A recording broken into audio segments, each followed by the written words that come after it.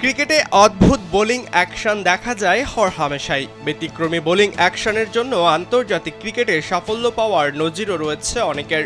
তবে পাকিস্তানের উসমান তারিক সাফল্য পাওয়ার চেয়ে বেশি ট্রল হচ্ছেন তার আনঅর্থোডক্স বোলিং বায়োমেকানিক্সের জন্য। গতকাল লাহোরে পাকিস্তানের সিরিজ জয়ের দিনে সব ছাপিয়ে আলোচনায় উঠে এসেছে উসমানের বোলিং। তার বোলিং কারিশমা বুঝতে না পেরে Aussie batter Cameron green out হয়ে ফিরে যাচ্ছিলেন সাজঘরে। যাওয়ার পথেই অজি কোচদের হাতের ইশারায় বুঝিয়ে ট্রল করছিলেন তারিককে।